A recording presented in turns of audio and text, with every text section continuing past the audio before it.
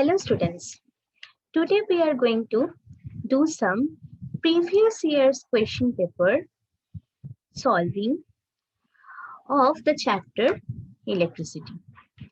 So let's go to the first question. So here you can see one circuit is given. Now let's read the question. Calculate the current through each resistance. So you can see 30 ohm, 10 ohm and 5 ohm resistances are connected in parallel connection. You have already learned about series and parallel connection. So I think you can easily understand these are connected in parallel connection. Now you need to find out the current through each resistance and you need to find the equivalent resistance of the circuit. Now students, what is the way or what is the method to find out the current through each resistance? You can see that if I give the marking, R1 is 30 ohm, R2 is 10 ohm, and R3 is, let's say, 5 ohm. Now, the current through R1 resistance, let's take I1, let's take it I2, and let's take it I3. Because you know, in parallel connection, the voltage remains same, okay, and the current gets divided. Okay, the currents are different, but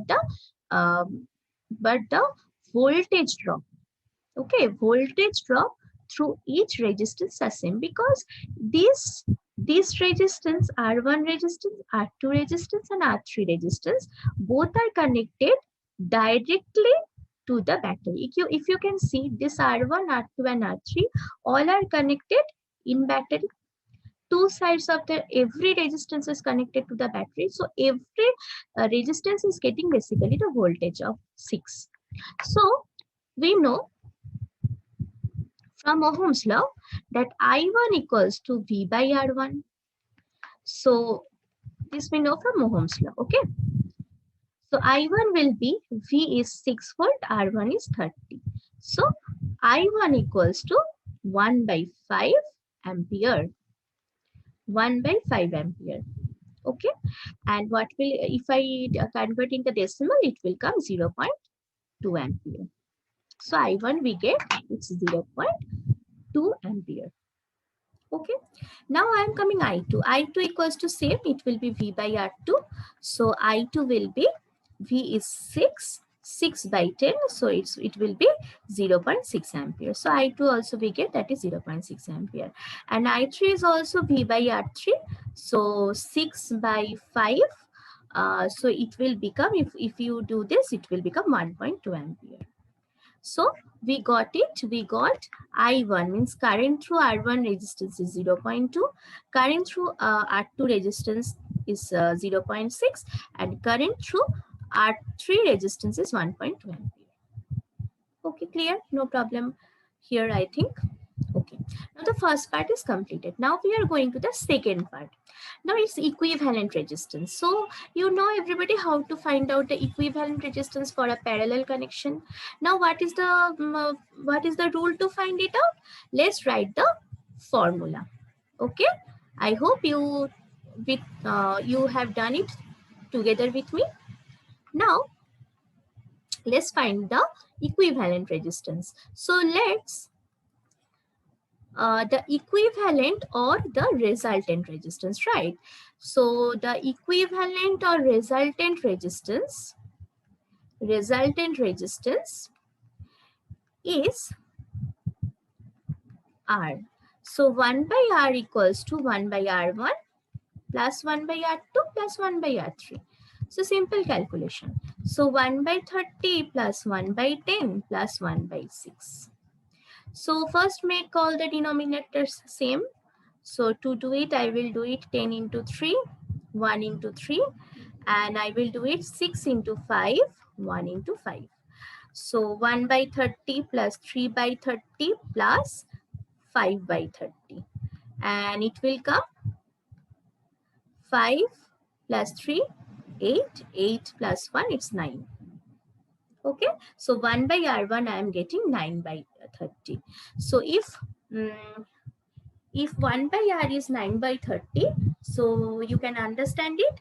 oh sorry, I made a mistake over here, that it will become 1 by 5, not 1 by 6. Wait a minute. So just this one will be this one will be 1 by 5. So make it 5 into 6 in 1 into 6. Right. So it will become 6 by 30. So 6 plus 3 is 9, 9 plus 1, 10. So 10 by 30. So 1 by r, we get it as 10 by 30. Now you know how to find out the r, just do the reciprocal. So 1 by r equals to 10 by 30. So r equals to 30 by 10. That is coming 3 ohm. So the equivalent or the resultant resistance is 3 ohm. So this is the answer of number 2. So I am not writing the answer now, but as you are doing the sums and whenever you will do the numerical problems, every time you need to write down the answer. So separately you all will write the answers, okay, after finishing the sum. Clear? Okay, very good. Now let's go to the second question. So you can see that an electric iron of 1 kilowatt is operated at 220 volt. Find which of the following fuses that respectively rated at 1 ampere, 3 ampere or 5 ampere can be used in it. Okay, so first let me very clearly tell about the concept of the question. An electric iron whose power is given. Power is how much? Power is 1 kilowatt. So I understood this from this question. So I am writing it down. Power is equals to 1 kilowatt, and you know what is the relation between kilowatt and what? Yes, exactly. So you need to multiply it with 1000. Okay, so 1 kilowatt equals to 1000 watt. So you just multiply it and it will become 1000 watt, right? It is operated at 220 volt. That means the voltage, but the voltage in which the iron is operating, that is 220 volt. Okay, so its power is given P equals to 1000 watt, and the voltage is basically V, that is 220 volt. Okay, no problem. So power we got 1000 watt and the voltage we got 220 volt. Now we know, now what we need to know, first we understand it. We need to find out the safe current through the iron. Why? Because the fuse that has been inserted inside the iron, there is a limit of the current up to which the fuse can properly work. If more than the safe current is passing through the iron, then the fuse will get damaged. Okay, so that means we need to first understand what is the safe current limit through the iron. So to understand it, we need to we need to apply some formula here. Yes or no? We need to apply some formula. Okay, so what is the relation? So we know power is equals to V into I, and this I basically the safe current. Power equals to V into I safe basically. So from the information that has been given, that is power is 1000 watt and the voltage is 220 volt, I can easily find out the I safe, means how much safe current can be passed through it. Which formula? P equals to V into I. Okay, so just see, I just put the 1000 equals to 220 into I safe. Okay, or 1000 divided by 220 is I safe, the value. So if I divide it, I will get it 11 and 50. Now, if I do the 50 divided by 11, you will do it, students, you will do it by your own, and you will find out that the answer will come nearly approximately 4.54 ampere. It will come approximately like this. So, what you have understood from there? 4.54 ampere, maximum 4.54 ampere can pass through the electric iron. Okay, so if the more than the current can be passing through it, then the fuse will be melted. Okay. Now 4.54 is very near to 5 ampere. Okay. If a iron can maximum take 5.45 ampere, we can approximately tell it as 5 ampere. Okay, we can tell it approximately 5 ampere. So what we can say, that approximately 5 ampere can safely pass through the iron. Not more than that.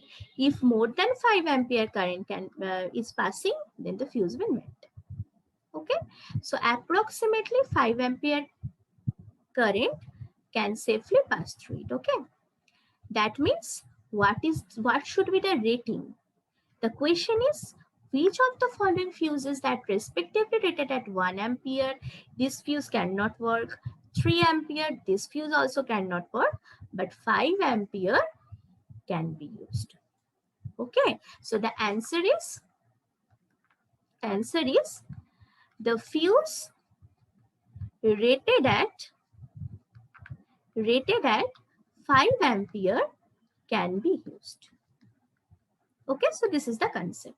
So when this type of questions will come, you just need to find out the safe current. Okay, so remember this, the fuse, if the fuse is working properly or not, so this depends on the safe current. Okay, great. Now let's go to the next example. Okay, now this is the another type of question. So let's read it. An electric bulb is rated at 60 watt to 40 volt. An electric bulb is rated at 60 watt to 40 volt. This is the information that has been provided with the bulb. Okay, when we just go to the market and buy this bulb, this information is already provided. But why this information is provided? We are coming to that point. First, read the question. An electric bulb is rated 60 watt to 40 volt. Calculate the resistance. Whose resistance you need to find out? You need to find out the bulb's resistance. So bulb's resistance you need to find out. If the bulb is connected to a 198 volt supply, if the bulb is connected at 198 volt supply, then find the current and find the power consumed by the bulb. Okay, clear? This is a very clear question. So first we need to understand step by step what we need to do. So the rating is given 60 watt to 40 volt. So what is the meaning of this? Why this information is given? From this information, we can find out the resistance of the bulb. We can find out how much safe current is passing through the bulb. These two informations we are getting from it. So whenever this type of rating will be given, first you will find out the informations. So we are getting that in the rating, the power is P is equal to, in rating power, P equals to 60 watt and V voltage equals to 240 volt. Okay. That means if the bulb is connected with 240 volt supply, then it will consume 60 watt power. This is basically the concept. Now, we know three formulas of power. One is P equals to V squared divided by R. Okay, P, V and R. This is the relation. We know P equals to I square R. And we know P equals to V into I. These three things we know. Now, we need to find out the resistance of the bulb. So if we need to find out the resistance of the bulb, which formula we will apply? Where what is provided? Current is not provided. So provided is power and the voltage. So with using this information, we will apply this in equation number 1. Okay. So power equals to V square by R. Okay. So power is 60 And V square means 240 into 240 divided by R. Right. So this formula we have learned already in the class, and we know that how this formula has been derived. Now these questions you need to apply that formulas. Okay. So R equals to 240 into 240 divided by 60, right? So you find it out. 6 ones are 6, 6 fours are 24. So we are getting that R equals to basically 960 ohm. So this is the resistance. Whose resistance is this? Bulb's resistance. So the first part, calculated resistance, that is done. Whose resistance we find out? We find out the bulb's resistance. Okay. Now the bulb is connected to 198 volt power supply. Now see, we find out the bulb's resistance. So you can think about a resistance whose value is basically 960 ohm that you have connected to a power supply that is of 198 volt basically. You have connected it with a power supply that is basically 198. So now it's very easy to find out the current. So which formula we will apply for that? Which formula we will apply to find out the current? Yes, absolutely. So Ohm's law. Ohm's law, if I use the Ohm's law, then we will get the current. So current through it, we will get it. So it will become V by R. So V equals to 198 by 960. Okay. 198 by 960 we get. Okay. So now you need to do the calculation. Okay. Then 198 divided by 960, how much is coming? Or you can do, you just reduce it.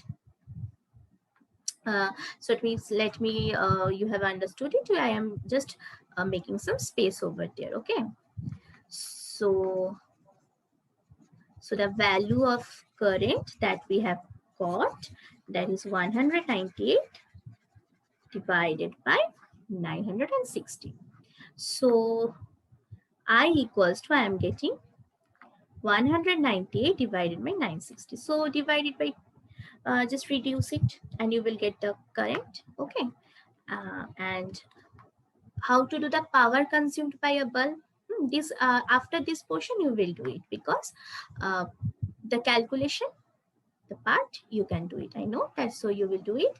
And the power consumed by the bulb. How much power is consumed? When the bulb is connected here, that how much power is consuming. Okay. So formula, P equals to V square by R, P equals to I square R, and P equals to V into I. So you think that V is given, I is also you got.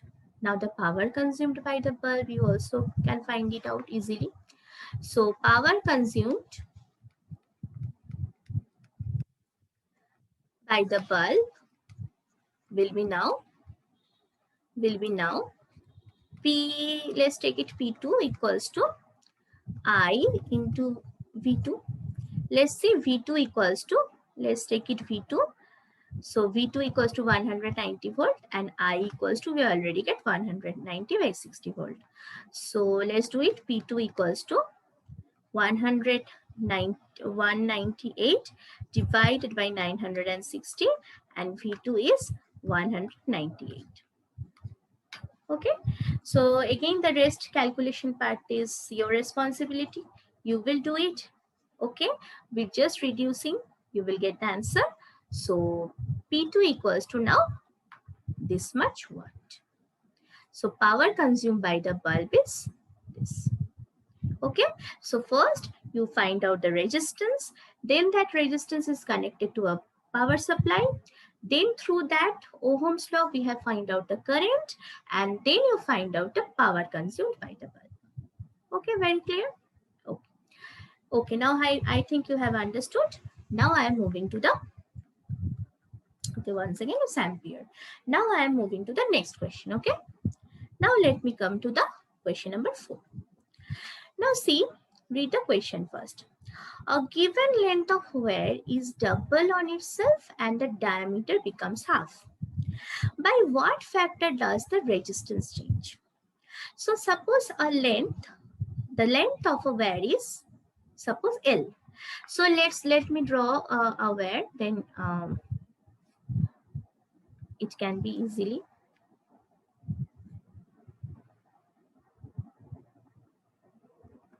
So the length of the wire is basically L.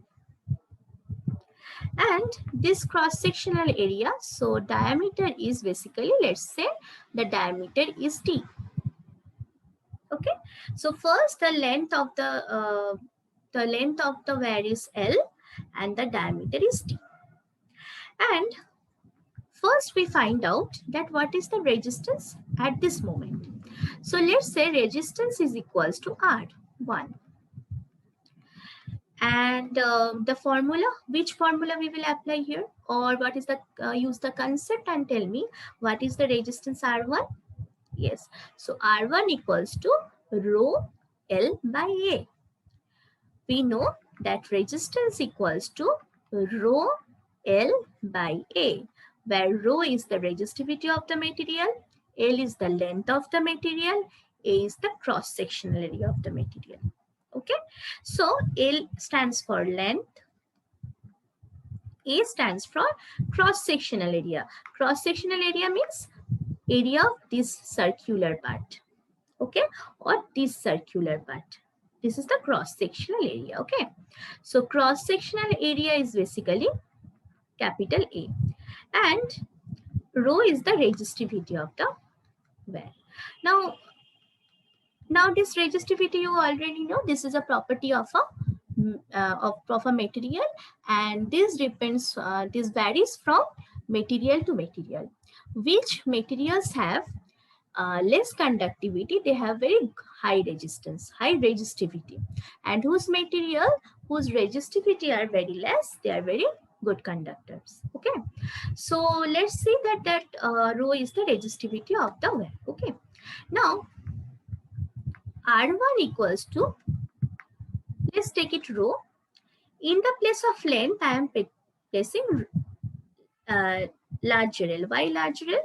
Because capital L, because I am taking it capital L. Divided by cross-sectional area. Now tell me, what is the cross-sectional area of a circle? It's pi r square, we know. Now pi r square, pi into radius square. So it will be pi into d by 2 the whole square. Yes or no? Pi into d by 2 the whole square, because diameter is d, so radius is d by 2. We say that that cross-sectional area equals to pi into radius square. So pi is constant and radius square is d by 2 the whole square. So this is the resistance of 1. Okay, so I know the sign now. I am putting it, making it simpler. Rho L by pi into d square by 4. Now this 4 goes up, it will become 4 rho L by pi d square. 4 rho L by pi d square. Now make it the equation number 1.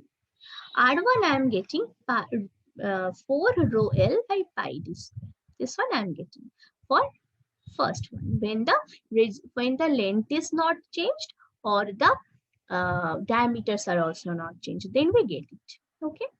Now the question is told that, now I'm rubbing this portion and making some space over there so that I can write it here.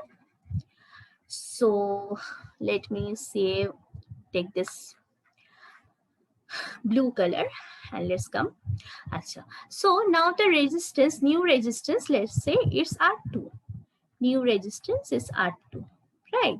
Now R2 equals to, the rho will not be changed because the material is not changed. Just the length and the cross-sectional area is changed, right? Because the diameter is changed means the cross-sectional area is also changed. So R2 equals to rho into, at the place of L we will write 2L by pi into, at the place of D what we will place? We will place D by 2 by 2. Okay, d by 2 তার whole square. Yes or no? D by 2 is the radius and by 2. So I am getting that 2L by rho by pi into d square by 4 into 2. This one I am getting from 2 square is 4 into 2 is, so it's 8. So see, I am getting here 2L rho into 8 by pi d square. So I am basically getting 16 rho L by pi d square. I am getting 16 rho L by pi d square. I am getting. Okay, this one I am getting. So at the case of R1, I am getting 4 rho L by pi d square. At the case of R2, I am getting 16 rho L by pi d square. So can you tell me what is the relation between R1 and R2? So let's write here. R2 is basically 16 rho L by pi d square. I can easily write it 4 into 4 rho L by pi d square. Yes or no? 4 4 is 16 and rho L by pi d square, it will be the same. So that means R2 is basically, if I put the value of this from equation number 1, I am getting R2 equals to R1 into 4. R2 equals to R1 into 4. Okay, so actually the resistance is becoming 4 times of previous. What was the resistance as before? What was the resistance at before? Now the resistance is become 4 times of previous. Okay, resistance becomes 4 times of previous. So let me write the conclusion. So I think this part you all have done. I'm rubbing it and I'm giving it here my conclusion that obviously write that equation number 2. This is the equation number, not this one, actually this is the equation number 2, and from comparing the value with equation 1, I am getting this.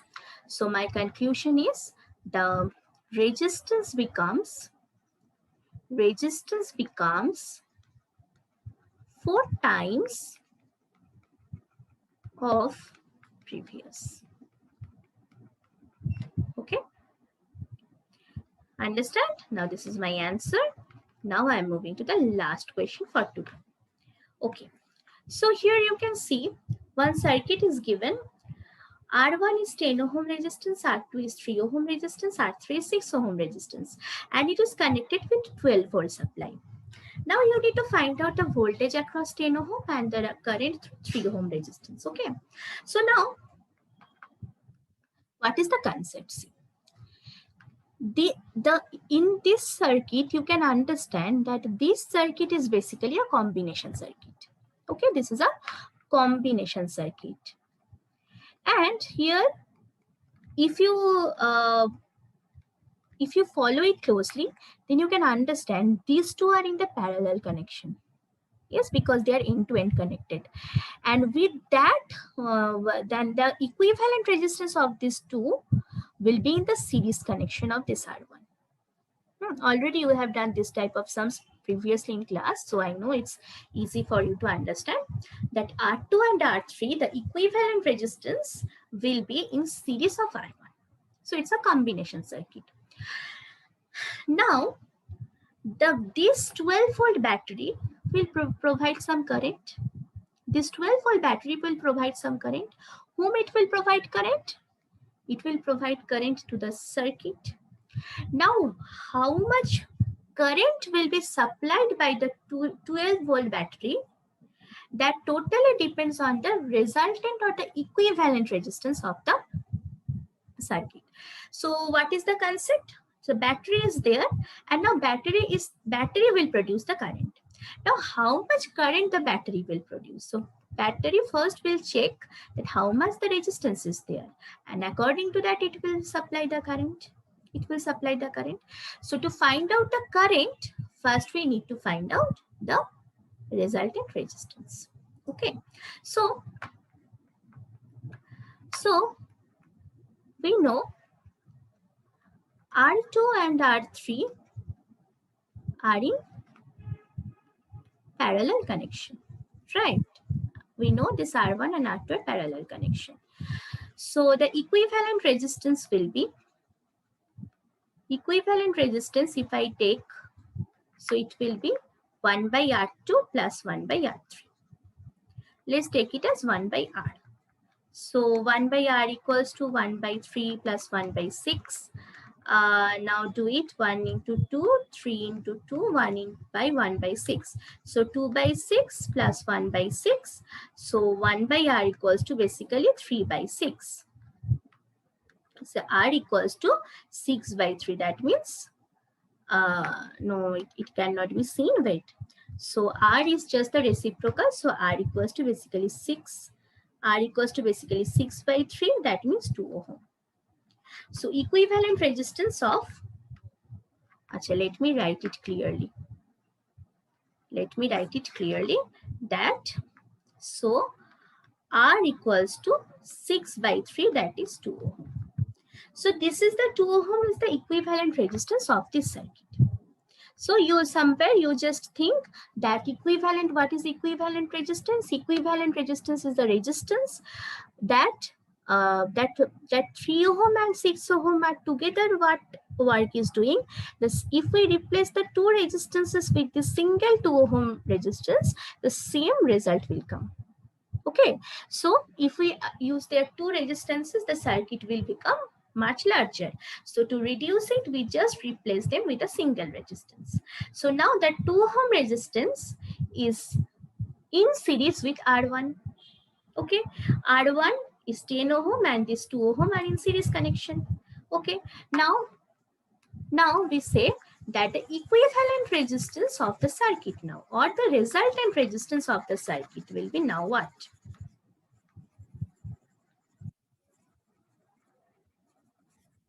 Or we can draw this thing. If you draw it, you will get the better understanding that this will be simplified, and now the new picture will be like this. New picture will be like this. This is R1. R1 is 10 ohm, and this is basically the resultant resistance that we got as R, that is 2 ohm, and this is 12-volt battery. This is now new thing, we got it. Now see, these two are in series. So now the resultant resistance of the circuit,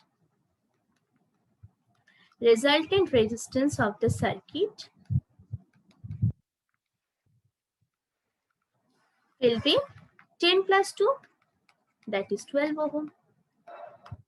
So the total resultant resistance is 12 ohm. Now looking at the 12 ohm,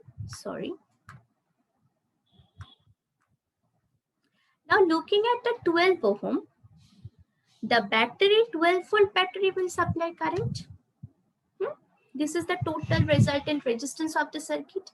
Now the current produced by the battery,